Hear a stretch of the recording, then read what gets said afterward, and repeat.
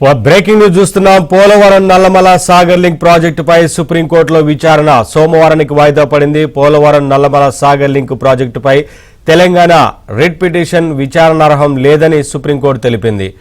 Original suit దాఖలు చేసుకోవచ్చంది. ముందస్తుగా PFR తయారు చేసుకుంటే తెలంగాణకు వచ్చిన నష్టమేంటని ఏపీ ప్రభుత్వం పేర్కొంది. అనుమతులు తీసుకోవడానికే పిఎఫ్ఆర్ తయారు చేస్తున్నామని, చివరికి అనుమతి ఇవ్వాల్సింది కేంద్ర ప్రభుత్వమేనని ఏపీ ప్రభుత్వం తెలిపింది. నల్లమల సాగర్ లింక్ ప్రాజెక్టుకు వ్యతిరేకంగా సుప్రీంలో తెలంగాణ రిట్ పిటిషన్ దాఖలు చేసింది. నల్లమల సాగర్ లింక్ ప్రాజెక్టుకు ఎలాంటి అనుమతులు లేనందున ప్రాజెక్టు పనులు ఆపాలని తెలంగాణ ప్రభుత్వం అంటోంది. తెలంగాణ తరపున సీనియర్ న్యాయవాది అభిషేక్ మను సింఘ్వి వాదనలు వినిపించారు.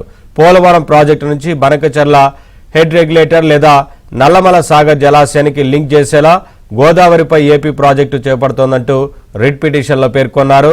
ప్రాజెక్టుకు ఎలాంటి అనుమతులు లేవని, పనులను తక్షణమే నిలిపేసేలా పోలవరం ప్రాజెక్టు అథారిటీని ఆదేశించాలని తెలంగాణ అభ్యర్థించింది. అయితే తాము వరద జలాలను మాత్రమే వాడుకుంటున్నామని ఆంధ్రప్రదేశ్ చెబుతోంది.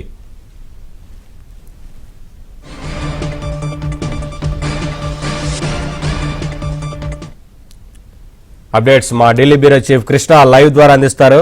కృష్ణ, నవీన్, ఏదైతే తెలంగాణ ప్రభుత్వం ఏపీ ప్రభుత్వం చేపడుతున్నటువంటి పోలవరం నల్లమల్ల సాగర్ లింక్ ప్రాజెక్టుకు వ్యతిరేకంగా దాఖలు చేసినటువంటి పిటిషన్ పై ఈరోజు సుప్రీంకోర్టులో విచారణ జరిగింది. జస్టిస్ సిజేఐ జస్టిస్ సూర్యకాంత నేతృత్వంలోని ధర్మాసనం ముందు ఈ విచారణ జరిగింది. అయితే వాదోపవాదాలు కొంత హాట్ గానే జరిగాయి.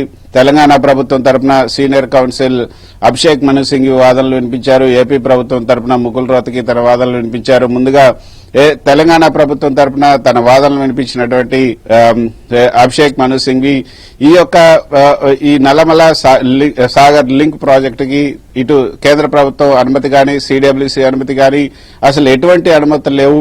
ఎటువంటి అనుమతులు లేనటువంటి ఈ ప్రాజెక్టుకి ఫీజిబిలిటీ రిపోర్ట్ తయారు చేయడానికి కేంద్ర ప్రభుత్వం అనుమతి ఇచ్చింది. అంటే దీన్ని తదుపరి కూడా అనుమతించే అవకాశం ఉంటుంది. ఈ ప్రాజెక్టు ద్వారా పోలవరం నుంచి 200 టీఎంసీలు డ్రా చేసుకునేందుకు ఏపీ ప్రభుత్వం ప్రయత్నం చేస్తుంది.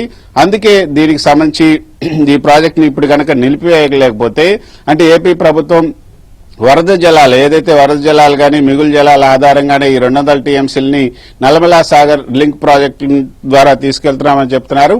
కానీ రాబోయే రోజుల్లో దీని ఆధారంగానే ఈ యొక్క ఫ్లడ్ వాటర్ ఆధారంగానే ఈ ప్రాజెక్టుకు సంబంధించి నీళ్లు కేటాయించాలని తదుపరి కోరే అవకాశం ఉంటుంది. కాబట్టి ఈ ప్రాజెక్టుకి ఎటువంటి అనుమతులు లేవు. తర్వాత ఈ ప్రాజెక్టు ద్వారా తెలంగాణకు కేటాయించినటువంటి 968 టీఎంసీలు నీళ్లు ఏవైతున్నాయో వాటిని కూడా డ్రా చేసుకునే అవకాశం ఉంది. ఎందుకంటే వరద జలాలేవి, నికర జలాలేవి అన్నది దానికి డెఫినేషన్ అన్నది ఖచ్చితంగా ఏది లేదు. కాబట్టి ఏపీ ప్రభుత్వం ఈ విధంగా మిగులు జలాలు లేదా వరద జలాల ఆధారంగా ఈ ప్రాజెక్టును చేపడుతున్నామంటూ చెప్పడం కూడా అది సహేతుకంగా కాదు. అసలు ఏది వరద జలాలు, ఏవి మిగులు జలాలు, ఏవి నికర జలాలు అన్నది దానికి సరైనటువంటి డెఫినేషన్ కూడా లేదు. దీని ఆధారంగానే రాబోయే రోజుల్లో హక్కు కోరే అవకాశం ఉంటుంది. ఈ ప్రాజెక్టుకి ఒక నికర జలాలు ఇవ్వాలి అంటూ తదుపరి ట్రిబ్యునల్లో కూడా హక్కు కోరే అవకాశం ఉంటుంది. కాబట్టి దీన్ని వెంటనే నిలిపేయాలి. ఇది పోలవరంకి కేవలం పోలవరం వరకే ఈ యొక్క రీఆర్గనైజేషన్ యాక్ట్ లో పోలవరానికి మాత్రమే అనుమతి ఉంది. ఆ తర్వాత ఈ ప్రాజెక్టుకి రీఆర్గనైజేషన్ యాక్ట్ లో లేదు. అంతకుముందు ఇచ్చినటువంటి బజాజ్ ట్రిబ్యునల్ లో కూడా ఎటువంటి అసలు దీనికి సంబంధించినటువంటి ప్రస్తావనే లేదు. ఇది కొత్తగా ఆంధ్రప్రదేశ్ ఏర్పడిన తర్వాతే జరుగుతున్నటువంటి ఈ ప్రాజెక్టు. కాబట్టి దీనికి కేంద్ర ప్రభుత్వం అదేవిధంగా తెలంగాణ తమ అభిప్రాయాలు తెలుసుకుని వాళ్ళ అభ్యంతరాలను పరిగణలో తీసుకున్న తర్వాతనే కేంద్ర ప్రభుత్వం దీనికి అనుమతి ఇవ్వాలని కూడా ఆయన వాదించారు. అయితే ఇది ఆర్టికల్ 32 ప్రకారంగా దాఖలు చేసినటువంటి రిట్ కాబట్టి రెండు రాష్ట్రాల మధ్య ఇంటర్స్టేట్ డిస్ప్యూట్స్ ని ప్రజెంట్ చేయాలంటే ఇంటర్స్టేట్ డిస్ప్యూట్ లో కనుక పరిష్కారానికి సుప్రీంకోర్టు జోక్యం చేసుకోవాలంటే ఆర్టికల్ 132 ప్రకారంగానే 131 ప్రకారంగా మీరు సివిల్ సూట్ ని దరఖాస్తు చేసుకుంటే బాగుంటుంది అన్న అభిప్రాయాన్ని ధర్మాసనం వ్యక్తం చేసింది. అయితే ఏపీ ప్రభుత్వం తరపున తన వాదనలు వినిపించినటువంటి ముకుల్ రోహత్గి అసలు మేము ఈ ప్రాజెక్టుకి సంబంధించి పోలవరానికి సంబంధించి ఎటువంటి పోలవరంకి ఏదైతే కేటాయించారో అంతవరకే దాన్ని వాడుకుంటాం, అక్కడి నుంచి వచ్చే మిగులు జలాలు మాత్రం మేము తీసుకెళ్తున్నాం, కాబట్టి దీంట్లో ఎటువంటి అభ్యంతరం ఎవరికి కూడా అభ్యంతరం పెట్టాల్సినటువంటి అవసరం లేదు, మిగులు జలాల ఆధారంగానే దీన్ని నిర్మించుకుంటాం, తర్వాత దీన్ని మిగులు జలాల ఆధారంగా దీన్ని మేము హక్కు కూడా కోరబోయేది లేదు.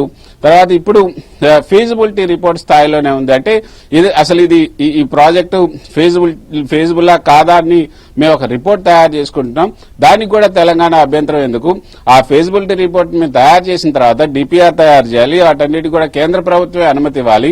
సో కేంద్ర ప్రభుత్వం దగ్గర వాళ్ళ అభ్యంతరాలు ఏమైనా ఉంటే తెలంగాణ అభ్యంతరాలు అవి కేంద్ర ప్రభుత్వం దగ్గర చెప్పుకోవచ్చు. అంతేకాకుండా మొన్న జనవరి 4వ తేదీ 3వ తేదీన వేసినటువంటి కొత్త కమిటీ ఏదైతే ఉందో రెండు రాష్ట్రాల మధ్య ఈ జల వివాదాల పరిష్కారానికి సిడబ్ల్యూసి చైర్మన్ నేతృత్వంలో చైర్మన్ గా వేసినటువంటి ఆ కమిటీ కూడా ఈ యొక్క తెలంగాణ తన అభ్యంతరాలు ఏమంటే ఈ ప్రాజెక్టు మీరు చెప్పుకోవచ్చు, అందుకోసమే ఆ కమిటీ ఏర్పాటు చేసిందని కూడా ఆయన చెప్పారు. అయితే ఆ కమిటీ సమావేశం కమిటీకి నేతృత్వం వహిస్తున్నటువంటి చైర్మన్ సిడబ్ల్యూసి చైర్మనే ఈ ప్రాజెక్టు నిలిపివేయాలని కూడా గతంలో ఆదేశాలు ఇచ్చారు. కాబట్టి ఇప్పుడు దానికి సంబంధించిన టెండర్ ప్రాసెస్ జరుగుతుంది కాబట్టి దాన్ని నిలిపివేయాలన్నదే తమ యొక్క ప్రధానమైనటువంటి విజ్ఞప్తి అంటూ తెలంగాణ ప్రభుత్వం తరఫున సీనియర్ కౌన్సిల్ అభిషేక్ మను సింఘ్వి చేశారు.